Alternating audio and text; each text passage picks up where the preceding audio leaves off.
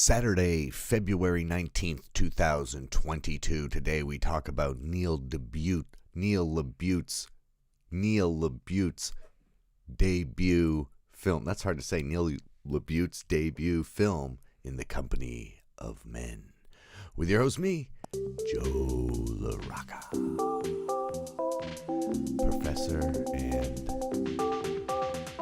YouTube celebrity. Okay, just kidding. Hey, this is a Gotham recommended movie, so you know it's a good one. He usually steers me in the right way. This is a movie from 1997. My goodness. A million years old now. Sony Picture Classic back in the indie days, baby, the real indie days. And this was a play. It feels very much like a play. It's not incredibly cinematic. It's just a lot of two people talking to each other in various locations, shot fairly flatly. But that's not the point of it. That's what it's supposed to be. And it's a debut film, and the acting is perfect, and the dialogue is really good, and the story is like Shakespearean level tight to it, you know, like everything kind of connects nicely without people coming up to people going, "This is what I'm doing." You know how that happens a bunch. So anyway, it stars Aaron Eckhart in his star-making performance. I don't know what made him a star. Thank you for smoking. Stacey Edward, who plays Christine, and Matt Mallory, who plays Howie. Aaron Eckhart's character's name is Chad, which is like, and he is the most Chadish he's just a womanizer prick, just a piece of shit. By the end, I'm like, oh, maybe he's just like the devil or something. But he is a real a-hole, very confident. I mean, he makes a coworker show him his nuts, literally, to see if he has the nuts, you know, the balls for the job. I was like, whoa, this movie's hardcore. And yeah, so what the plot is, without giving anything away, is that Matt Mallory, Howie, he's like not nearly as confident, and they're friends, and they're on a project together at work, and they're gonna be away for like 6 weeks together, and they're both talking about, you know, one of them's talking about their woman problems, and Aaron Eckhart's like, oh yeah, my woman left me too, and so they're like, you know what we should do? We should just get back at women. We should just like find a woman, both date her, and like pull her along. And then right when we feel like it's good, like we've got her thinking that she has got the world by the tail, then we'll flip around on her and go, see, this is what it feels like, which is obviously morally flawed, because just to get back on a gender as a whole is not usually a good idea, but you know, it's kind of just sending it out, and oh, the universe sent me bad energy and I'm sending it back. But that's what's funny, is that it starts out, and because you assume you're with the protagonists, you know what I mean, when you watch a movie, you know, especially in Aaron Eckhart, it's like, oh, he looks like a leading man and stuff, and then within like 5 minutes you're like, okay, yeah, no, he's a piece of shit. Like at first you're like, oh, maybe he's just kind of playing it up, and Howie is a bit like that about you know, he's getting poisoned by the toxic masculinity, and kind of goes along with it because he is particularly mad at that moment, but he isn't nearly the Lothario that Chad is. So, man,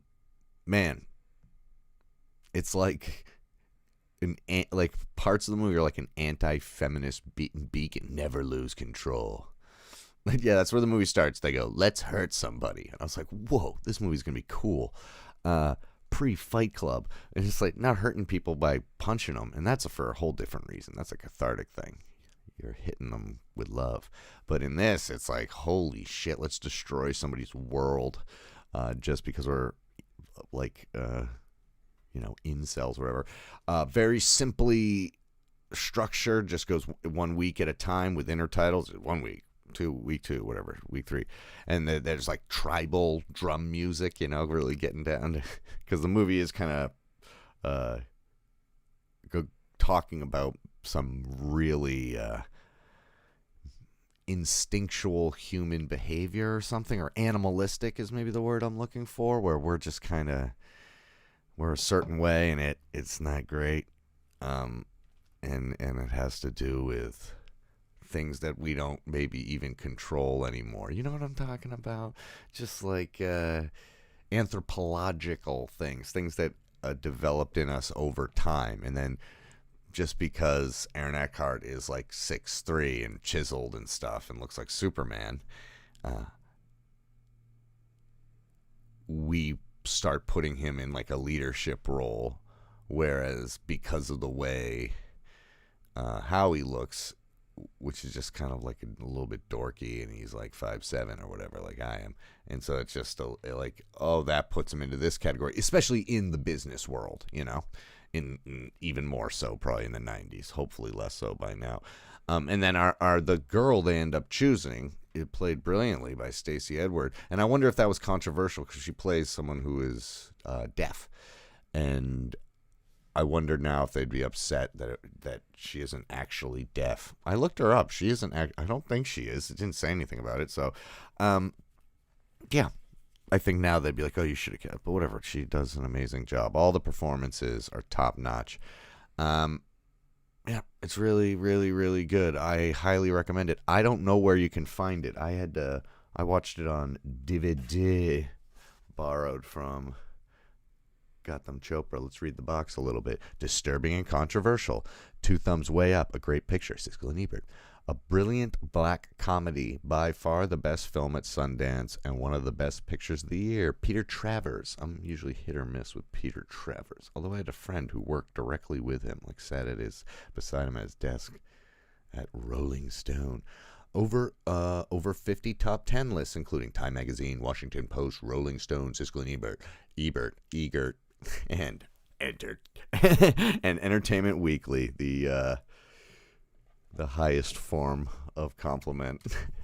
Yeah, the second plot point is super badass, and you know what Gotham said he really liked about it is that the movie it goes for it. You know, it doesn't shy away from it. It doesn't try and be too much of a drama or too much of a comedy, like bending those ways. It sticks to like this moral story that it's telling. That's a critique, a satire, a couple different things, and I think it's badass. And it's got that 90s indie feeling where it like doesn't feel so perfectly polished. It really feels like an indie movie. Like, holy shit, the people they're getting away with something, you know?